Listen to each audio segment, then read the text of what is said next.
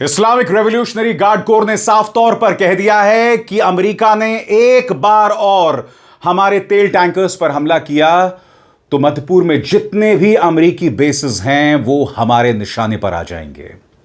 मगर आपने गौर किया है, अब तक जब मैं कार्यक्रम रिकॉर्ड कर रहा हूं तो अमेरिकी पेशकश का जवाब ईरान ने नहीं दिया। क्या इसके पीछे ईरान के सुपर रेवोल्यूशनरीज का हाथ है? सही सुना आपने, सुपर रेवोल्यूशनरीज।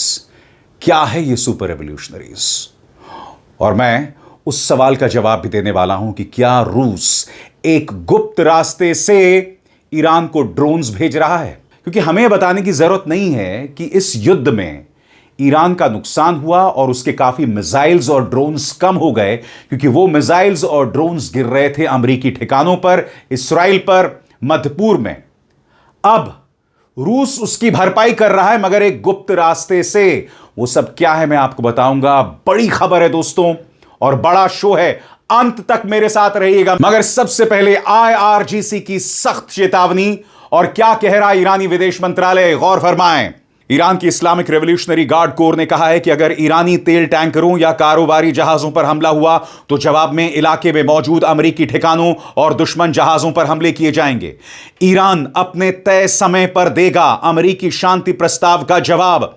तेहरान से रिपोर्टिंग कर रहे रिपोर्टर्स के मुताबिक फिलहाल विदेश मंत्रालय के प्रवक्ता इस्माइल बागाई ने पुष्टि की है कि ईरान सभी अमेरिकी अधिकारियों की तरफ से आए प्रस्ताव की समीक्षा कर रहा है और अपना जवाब तैयार कर रहा है। उन्होंने इस बात पर जोर दिया कि अभी सबसे बड़ा फोकस युद्ध खत्म करने पर है। उन्होंने इस 14 पॉइंट प्लान का जिक्र किया जो पिछले दिनों अमेरिका को भेजा गया था। बागाई ने कहा कि अभी कोशिश इस बात की हो रही है कि युद्ध कैसे खत्म किया जाए और अमेरिका व ईरान के बीच जो डिफरेंसेस हैं उन्हें कैसे कम किया जाए। लेकिन इसका जवाब कब दिया जाएगा, इसकी कोई तय सीमा नहीं है। अब आपको समझना पड़ेगा कि ईरान देरी क्यों कर रहा है, और साफ तौर पर दो वजह सामने उभर कर आ रही है। पहला, ईरान के सुपर रेवोल्यूशनरी। दोस्तों, CNN की रिपोर्ट यह बता रही है कि ईरान के अंदर एक कट्टर तबका है, वो तबका जो अमेरिका के साथ कोई बातचीत नहीं चाहता, जो चाहता है कि ईरान लगातार वॉर में बना रहे। और दूसरी तरफ रशिया, जो गुप्त रास्ते से मदद कर रहा है। और यह खबर कहीं और से नहीं, न्यूयॉर्क टाइम्स से आई है। सबसे पहले मैं आपको बताना चाहता हूं कि न्यूयॉर्क टाइम्स की खबर कहती क्या है। यह अपने आप में बहुत मायने रखती है और यह कहीं ना कहीं ईरान को एक बहुत बड़ी स्ट्रैटेजिक जीत है। यानी कि अगर दोबारा जंग शुरू हुई तो ईरान के पास मिसाइल्स और ड्रोन्स की कोई कमी नहीं होने वाली है। गौर फरमाएं। न्यूयॉर्क टाइम्स की कैस्पियन सी वाली रिपोर्ट में अमेरिकी अधिकारियों के हवाले से कहा गया है कि रशिया कैस्पियन सागर के रास्ते ईरान को ड्रोन पार्ट्स भेज रहा है। रिपोर्ट के मुताबिक इसका मकसद हालिया युद्ध में हुए नुकसान के बाद ईरान की हमला करने की क्षमता, काबिलियत को दोबारा खड़ा करना है। रिपोर्ट में कहा गया है कि लड़ाई के दौरान ईरान के करीब 60% ड्रोन स्टॉक को नुकसान हुआ था। द जेरूसलम पोस्ट ने भी न्यूयॉर्क टाइम्स रिपोर्ट का हवाला देते हुए लिखा कि ईरान इस्राइल अमेरिका युद्ध के दौरान ईरान के 60% ड्रोन आर्सेनल का इस्तेमाल हो गया था। उसी रिपोर्ट के मुताबिक रशिया अब कैस्पियन रूट के जरिए ड्रोन के पार्ट्स भेजकर तेहरान की सैन्य क्षमता फिर से मजबूत करने में मदद कर रहा है। याद कीजिएगा, इसी मंच पर मैंने आपको यह भी बताया था कि चाइना भी ईरान को एक ऐसा वेपन सिस्टम भेज रहा है जिसके बाद ईरान के आसमान पर ना कोई अमेरिकी जहाज उड़ पाएगा और ना कोई इस्राएली जहाज उड़ पाएगा। और वो भेजा जा रहा था एक तीसरे देश के रास्ते से। और यही वजह है कि ईरानी पोर्ट्स की, ईरानी बंदरगाहों की नाकेबंदी ट्रंप ने कर दी थी। यह खबर CNN की तरफ से आई थी और जब इस पर ट्रंप से भी सवाल पूछा गया था तो ट्रंप ने सीधी धमकी चाइना को दिया था। यह बात अलग है कि वो चाइना जाने वाले हैं जहां चीन के राष्ट्रपति शी जिनपिंग से मिलेंगे। बहरहाल, जो रहस्य बना हुआ है दोस्तों, वो कैस्पियन सागर और स्ट्रेट ऑफ हॉर्मुज को लेकर है। और इस बारे में क्या जानकारी मिल रही है, गौर फरमाएं। न्यूयॉर्क टाइम्स के मुताबिक कैस्पियन सागर अब रूस और ईरान को जोड़ने वाला एक बेहद अहम बिजनेस रास्ता बन गया है, कमर्शियल रास्ता बन गया है। रिपोर्ट कहती है कि इस रास्ते का इस्तेमाल कानूनी और गुप्त दोनों तरह के व्यापार के लिए हो रहा है। इसी वजह से अमेरिकी सैन्य दबाव यानी मिलिट्री प्रेशर के बावजूद ईरान अमेरिका का मुकाबला करने के हालात में बना हुआ है। रिपोर्ट में यह भी कहा गया है कि रशिया अब उन सामानों को भी कैस्पियन रूट से भेज रहा है जो आमतौर पर स्ट्रेट ऑफ हॉर्मुज से गुजरते थे।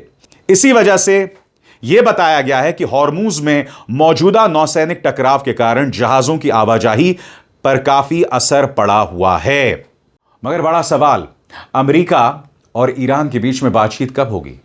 और यह समझने के लिए आपको राष्ट्रपति मसूद पेज़ेश्कियान के इस बयान की तरफ मैं आपका ध्यान खींचना चाहूंगा। यह संदेश इन्होंने कहीं ना कहीं यहूदियों और ईसाइयों को दिया है, और मैं चाहूंगा आप इसके एक एक लफ्ज पर गौर करें जो बहुत मायने रखता है। वो क्या कहते हैं? कह दो ए अहले किताब, आओ एक ऐसी बात पर जो हमारे और तुम्हारे बीच बराबर है कि हम अल्लाह के सिवा किसी की इबादत नहीं करेंगे, उसके साथ किसी को शरीक नहीं ठहराएंगे और अल्लाह को छोड़कर एक दूसरे को अपना रब नहीं बनाएंगे। फिर अगर वो मुंह फेर ले तो कह दो गवाह रहो कि हम मुसलमान हैं, यानी सिर्फ उसी के आगे झुकने वाले हैं। अब बड़ा सवाल, ये जो बात मसूद पेज़ेश्कियान ने कही है, क्या यह संदेश अमेरिका को दिया जा रहा है? क्या इसका मतलब यह है कि अब बातचीत नहीं होगी, या कहीं ना कहीं यह संदेश ईरान की जनता के लिए है, यह बताने के लिए कि हम ना यहूदियों के सामने झुकने वाले हैं ना ईसाइयों के सामने? मसूद पेज़ेश्कियान का यह बयान बहुत मायने रखता है, और कहीं ना कहीं यह इशारा भी मिल रहा है कि वहां की कट्टरपंथी ताकतें किस कदर हावी हो रही हैं, जिनका नाम सुपर रेवोल्यूशनरीज बताया जा रहा है। ये सुपर रेवोल्यूशनरीज क्या हैं? बस कुछ देर का इंतजार करें। मगर इस वक्त वेस्टर्न हलकों में इस बात को लेकर चर्चा हो रही है कि स्ट्रेट ऑफ हॉर्मुज के नीचे कई तारें बह रही हैं। कई तारें हैं, ये तारें जिन्हें अगर काट दिया जाए तो पूरे खाड़ी में इंटरनेट खत्म हो जाएगा। सही सुना आपने। और मैं आपका ध्यान खींचना चाहूंगा कोबेसी लेटर के इस आर्टिकल की तरफ जो बहुत कुछ कहता है। गौर फरमाएं। अकॉर्डिंग टू कोबेसी लेटर, ईरान अब स्ट्रेट ऑफ हॉर्मुज के नीचे गुजरने वाली 7 समुद्री इंटरनेट केबल्स पर कंट्रोल लेने की तैयारी कर रहा है।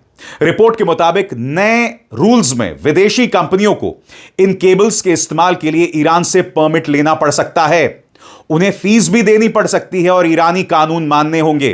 केबल्स की मैनेजमेंट और मेंटेनेंस भी ईरानी कंपनियों के हाथ में देने की बात हो रही है। इस्लामिक रेवोल्यूशनरी गार्ड कोर पहले ही चेतावनी दे चुका है कि जरूरत पड़ी तो इन केबल्स को सीधे निशाने पर लिया जा सकता है। यानी ईरान वही हॉर्मुज रणनीति अब डिजिटल दुनिया पर भी लागू करने की कोशिश कर रहा है। इससे पहले ईरान जहाजों से टोल वसूलने वाला कानून भी वापस कर चुका है। अब तेहरान, यूरोप, एशिया और खाड़ी देशों के बीच डेटा ले जाने वाली इंटरनेट केबल्स पर भी वैसा ही दबाव बनाने की तैयारी में है। मतलब अब हॉर्मुज सिर्फ तेल का चोक पॉइंट नहीं बना रहेगा, बल्कि ग्लोबल इंटरनेट और कम्युनिकेशंस का भी अहम चोक पॉइंट बन सकता है। इन केबल्स से एशिया और यूरोप के बीच बहुत बड़ा डेटा ट्रैफिक गुजरता है। इसमें banking transactions, share market trading, cloud services और सरकारी कम्युनिकेशंस जैसी चीजें शामिल हैं। यानी दुनिया की बड़ी डिजिटल और आर्थिक व्यवस्था का अहम हिस्सा इन्हीं समुद्री रास्तों से गुजरता है, जिन पर ईरान अब ज्यादा अधिकार जताने की कोशिश कर रहा है। और ऊपर से IRGC चेतावनी दे रहा है कि अगर आप नहीं मानोगे तो हम उस डेटा केबल को काट देंगे। आप इसका मतलब समझते हैं? इस जंग की वजह से नंबर 1 स्ट्रेट ऑफ हॉर्मुज पर ईरान का पूरा कंट्रोल है। नंबर 2, उस स्ट्रेट ऑफ हॉर्मुज के नीचे जो इंटरनेट केबल्स निकल रही हैं उसको लेकर ईरान मुआवजा चाहता है। यहां तक कि ईरान यह भी कह रहा है कि इसका रख रखाव भी हम ही करेंगे। और ईरान ऐसा क्यों कर रहा है? क्योंकि जब आपने ईरान में तबाही मचाई थी, जब उस पर आपने जंग थोपी थी, तो जाहिर सी बात है उसे मुआवजा चाहिए, उसे रेपरेशंस चाहिए। और इस बारे में एक अमेरिकी नेवल अधिकारी, नौसेना अधिकारी क्या कह रहे हैं आपकी स्क्रीन पर। पूर्व अमेरिकी नौसेना इंटेलिजेंस अधिकारी मैल्कम नैंस का कहना है कि ईरान जानबूझकर इस मुद्दे पर ज्यादा खुलकर बात नहीं कर रहा है ताकि उसे बातचीत में दबाव बनाने के लिए इस्तेमाल किया जा सके। उनके मुताबिक ईरान शायद इस बारे में दोबारा खुलकर कुछ नहीं बोलेगा। वो इसे बस हर बातचीत में एक छिपे हुए संकेत या दबाव के तौर पर इस्तेमाल करेगा। उनका कहना है कि ईरान इस काबिलियत को सीधे इस्तेमाल करने के बजाय सिर्फ उसे डर और संभावना को ही अपनी ताकत बना रहा है, यानी पॉसिबिलिटीज, उसे रोकने की पॉसिबिलिटी को ही अपनी ताकत बना रहा है। आखिर में मैल्कम नैंस कहते हैं, सबसे खतरनाक हथियार वो होता है जिसे इस्तेमाल करने की जरूरत ही ना पड़े। स्वतंत्र और आजाद पत्रकारिता का समर्थन कीजिए, सच में मेरा साथी बनिए। बहुत आसान है दोस्तों, इस ज्वाइन बटन को दबाइए और आपके सामने आएंगे ये 3 विकल्प, इनमें से एक चुनिए और सच के इस सफर में मेरा साथी बनिए। तो देखा आपने, ईरान इस तरह से चोक पॉइंट बना रहा है, ना सिर्फ तेल को लेकर बल्कि इंटरनेट डेटा को भी लेकर। और यकीन मानिए दोस्तों, जितना नुकसान तेल को लेकर दुनिया को होगा, उससे भी ज्यादा खाड़ी देशों और अमेरिका के बीच में या वेस्टर्न यूरोप के बीच में जो कम्युनिकेशंस चल रहा है उसको लेकर हो रहा है। मगर मैं आपका ध्यान खींचना चाहता हूं आईआरजीसी की इस धमकी की तरफ। आईआरजीसी ने साफ तौर पर कह दिया है कि अगर आप हमारे तेल टैंकर्स पर हमला करेंगे तो हम अमेरिका के जितने भी खाड़ी देशों में ठिकाने हैं उन्हें बर्बाद कर देंगे। पहले ही दोस्तों आप जानते हैं कि अमेरिका के जितने भी मिसाइल सिस्टम्स हैं उसे ईरान लगभग तबाह कर चुका है। ऊपर से आईआरजीसी की चेतावनी, और आईआरजीसी ये चेतावनी क्यों दे रहा है इसे भी हमें समझना पड़ेगा। गौर फरमाएं, इस्लामिक रेवोल्यूशनरी गार्ड कोर ने अमेरिका और उसके सहयोगियों को चेतावनी दी है कि अगर फारस की खाड़ी या उसके बाहर किसी भी ईरानी तेल टैंकर या कारोबारी जहाज पर हमला हुआ तो उसका भारी और डिसाइसिव जवाब दिया जाएगा। आईआरजीसी ने कहा कि जवाब में इलाके में मौजूद अमेरिकी सैन्य ठिकानों और दुश्मन जहाजों को निशाना बनाया जाएगा। शनिवार शाम जारी बयान में आईआरजीसी ने कहा, ईरान अपने समुद्री यानी सी इंटरेस्ट और अपने बिजनेस जहाजों की सुरक्षित आवाजाही की रक्षा के लिए पूरी तरह से प्रतिबद्ध है, यानी डेडिकेटेड है, खासकर तब जब स्ट्रेट ऑफ हॉर्मूज के स्ट्रैटेजिक पानी में विदेशी ताकतों की गतिविधियां बढ़ रही हैं। और अमेरिका क्या कर रहा है? मैं आपको एक बहुत दिलचस्प वीडियो दिखाना चाहता हूं दोस्तों।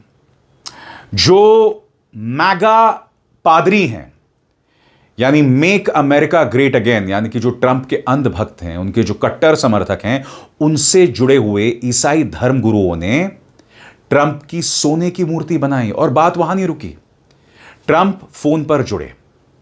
अब मैं ये वीडियो जो आपके सामने ला रहा हूं, वरिष्ठ पत्रकार मेहदी हसन ने यह अपने ट्विटर पर पोस्ट किया है।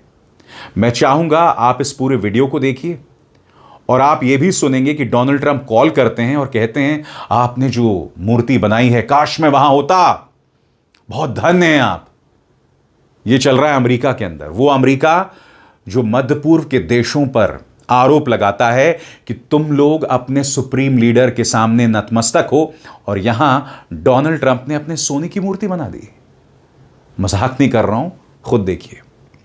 The statue is beautiful. You know, I saw it during the weekend. We had a big PGA tournament with a great champion and all great champions actually, but it was a great tournament and I got to look at it very closely and it's incredible. And I just want to thank you. I know it was done from love and I want to thank Mark Burns, a pastor. He's a good pastor. He's a good man. I've known him a long time. मगर एक सवाल लगातार किया जा रहा है और कल ही मैंने आपको बताया था कि CIA और मोसाद, उसकी निगाह लगातार बनी हुई है Mushtaba Khamenei, supreme leader Mushtaba Khamenei पर।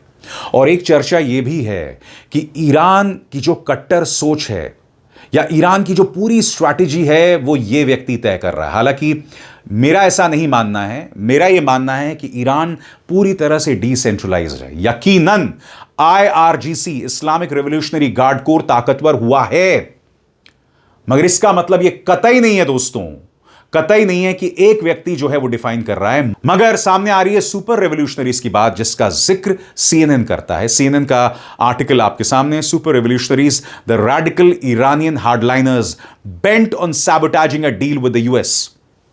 CNN यहां कह रहा है कि ये जो सुपर रेवोल्यूशनरीज हैं, ये लोग ईरान और अमेरिका के बीच किसी भी डील को नहीं चाहते, वो चाहते हैं युद्ध जारी रहे। कौन है सुपर रेवोल्यूशनरी? दिलचस्प बात यह है दोस्तों कि 2015 में जब बराक ओबामा और ईरान के बीच में डील हुआ था, इन सुपर रेवोल्यूशनरीज ने उसका भी विरोध किया था। ये सुपर रेवोल्यूशनरीज किसी भी कीमत पर अमेरिका के साथ डील नहीं चाहते। कौन है ये? कहां से आए हैं? क्या ये वाकई ईरान की स्ट्रैटेजी तय कर रहे हैं? कितना दबाव है यह जानना बहुत जरूरी हो जाता है, जो अब मैं आपके सामने लाया हूं। इस ग्रुप का नाम जेबे ए पायदारी एंड्योरेंस फ्रंट है।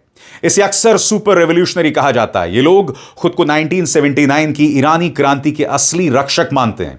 उसी क्रांति में पश्चिम समर्थक शाह की सत्ता हटाई गई थी और उसकी जगह शिया इस्लामी विचारधारा पर आधारित सख्त शासन आया था। इनके मुताबिक अमेरिका और इस्राएल के खिलाफ लड़ाई कभी खत्म नहीं होने वाली लड़ाई है। जर्मन थिंक टैंक के विशेषज्ञ हामिद रजा अजीजी के मुताबिक ये लोग मानते हैं कि शिया इस्लामी राज्य हमेशा बना रहना चाहिए और अपनी धार्मिक विचारधारा को लेकर काफी कट्टर हैं ये लोग। पिछले 2 महीनों में यह ग्रुप अमेरिका से रिश्ते सुधारने या समझौते करने के सबसे बड़े विरोधियों में सामने आया है। इससे यह भी पता चला है कि अली खामेनी की मौत के बाद ईरान के अंदर सत्ता को लेकर अलग अलग गुटों में खींचतान चल रही है। अभी तेहरान एक बड़े और अहम शांति समझौते की बातचीत में लगा हुआ है। इसका नतीजा तय कर सकता है कि आगे ईरान में कौन सा गुट सबसे ज्यादा ताकतवर बनेगा। और जैसे कि आप जानते हैं, पिछले 1 महीने से लगातार ईरान के अधिकारी बातचीत कर रहे हैं अमेरिका के साथ और सुपर रेवोल्यूशनरी यानी कि एंड्योरेंस फ्रंट इसमें एक अहम किरदार निभा रहा है। दोस्तों, मैं उम्मीद करता हूं कि जो मैं आपके सामने कार्यक्रम पेश करता हूं आप इसे बहुत ध्यान से सुनते होंगे, और न सिर्फ ध्यान से सुनते होंगे, आप कम से कम अपने 10 से 20 दोस्तों को इसे फॉरवर्ड करते होंगे। और मैं ऐसा क्यों कह रहा हूं? क्योंकि मैं आपके सामने सिर्फ खबरें नहीं लाता हूं, खबर के पीछे की जो खबर है, खबरों के पीछे के जो खिलाड़ी हैं वो मैं आपके सामने लाता हूं।